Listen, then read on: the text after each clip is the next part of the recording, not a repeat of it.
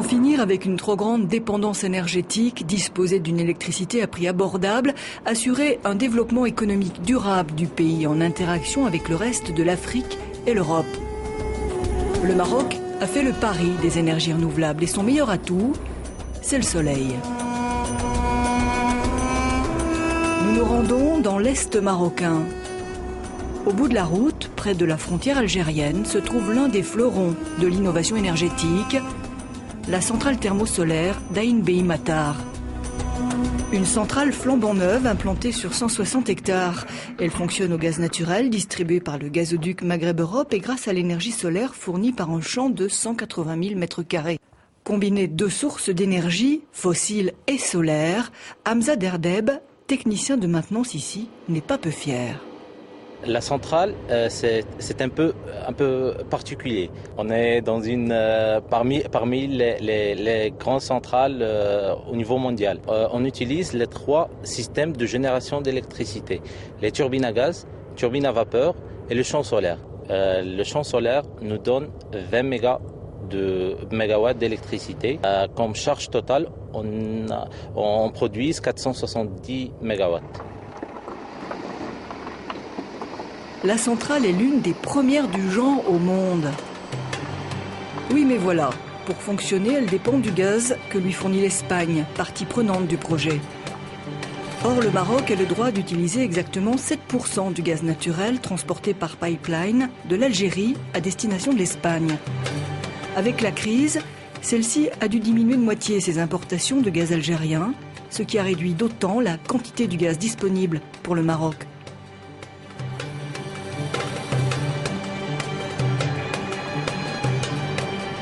Le jour de notre visite, la centrale n'a produit que 150 mégawatts. Or, pour intégrer le champ solaire au système de production, il faut au minimum 220 mégawatts. Sinon, le cycle combiné gaz-soleil ne fonctionne pas. Résultat, ce jour-là, un champ solaire qui ne sert à rien faute de connexion. Dans le même temps, le Maroc importe de l'électricité de l'Espagne.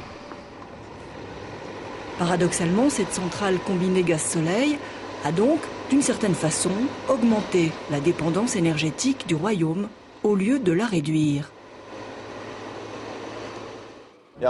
Sans gaz, nous ne pouvons pas faire travailler nos installations solaires correctement. Ça, c'est clair.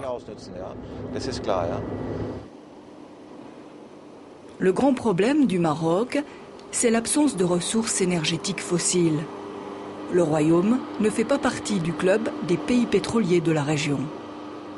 D'où une forte dépendance énergétique de l'extérieur, 96%. Avec seulement 4%, la production d'énergie locale est bien modeste. Pour alléger la facture énergétique, le Maroc a donc lancé un très ambitieux projet marocain de l'énergie solaire. Il signe la fin du concept combiné gaz-soleil et mise sur les centrales solaires autonomes qui ne dépendent que du soleil. Remplacer en partie les importations d'énergie par une production solaire locale permettrait au Maroc d'économiser annuellement 400 millions d'euros. Le projet mise sur une production électrique solaire de 2000 MW sur 5 sites d'ici 2020, parmi eux Ain Beni Matar, où une seconde centrale, tout solaire cette fois, va être bientôt construite. Pour les Marocains, le solaire a plein d'avantages. Le Maroc a besoin de plus en plus d'énergie. Miser sur l'énergie solaire, c'est pouvoir accéder à une source d'énergie plutôt bon marché. Et du point de vue européen, ce programme d'investissement va générer des nouveaux emplois pour les Européens. L'investissement pour les prochaines 10 années est estimé à 8 milliards d'euros. Des entreprises espagnoles, allemandes, belges, suisses, françaises, américaines apporteront leur savoir-faire. Pendant que Hamza nous montre le système de lavage des miroirs, regardons les objectifs marocains. En 2020, 42% des besoins d'électricité proviendront des énergies propres, dont 14% des centrales solaires. Le projet s'intègre dans un plan de coopération entre l'Europe et l'Afrique. L'Union européenne et les autres pays du bassin méditerranéen ont lancé le plan Soleil méditerranéen qui a pour but de générer, d'ici 2020, une capacité supplémentaire de 20 gigawatts en énergie renouvelable. En parallèle, les pays du Nord et du Sud négocient la mise en place de nouvelles lignes de haute tension pour mieux relier les réseaux électriques. L'idée, créer un super réseau facile d'accès pour les producteurs d'électricité propre. Un jour, les pays richement ensoleillés du Sud pourront exporter leur surplus d'énergie propre vers l'Europe. Direction Berkane, plus à l'est. La stratégie énergétique du Maroc prévoit aussi des actions très concrètes pour réduire la consommation d'électricité, notamment la généralisation des chauffe-eau solaires. La surface des chauffe-eau solaires devrait passer de 440 000 m² en 2012 à plus d'1,5 million en 2020. Gérant d'une société de sanitaires à Berkane, Ahmed Birik importe ses chauffe-eau écologiques d'Allemagne et des Pays-Bas. Ça fait 1 an et demi qu'on a commencé à vraiment bien vendre ces systèmes de chauffe-eau solaire ultramodernes. Maintenant, nous en vendons entre 4 et 6 par mois. Il y a une forte demande, les gens viennent de plus en plus souvent pour acheter ces installations écologiques.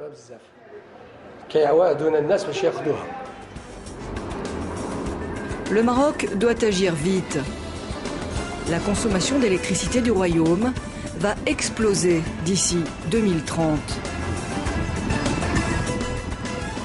Dans certaines zones rurales, comme ici, à Beniguil, près de la frontière avec l'Algérie, un panneau solaire peut devenir une véritable alternative aux groupes électrogènes diesel. Sur le conseil d'un ami, Hamid a installé son panneau il y a 3 ans et l'utilise pour éclairer sa maison le soir. Le soleil, évidemment, pour lui, c'est une solution bon marché. Le solaire, c'est mieux que le moteur. Ce tableau, il fait à ta place et à la direction du soleil sera construire directement. Moi, à ce cas-là, je suis libre.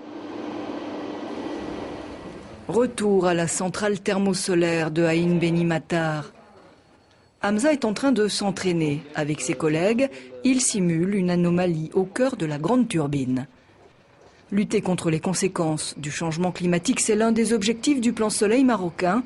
À terme, il permettra d'économiser en combustible 1 million de tonnes équivalent pétrole chaque année et d'éviter l'émission de 4 millions de tonnes de CO2 par an.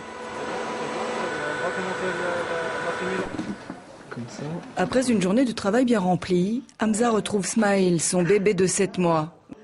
Grâce aux énergies renouvelables, Smaïl, une fois adulte, connaîtra-t-il un Maroc différent? Maintenant, je pense que le Maroc achète de l'électricité. Je pense d'ici 10 ou 20 ans, le Maroc va produire de l'électricité et le vendre à d'autres pays. Le plan solaire marocain, un modèle pour la région méditerranéenne. Affaire à suivre.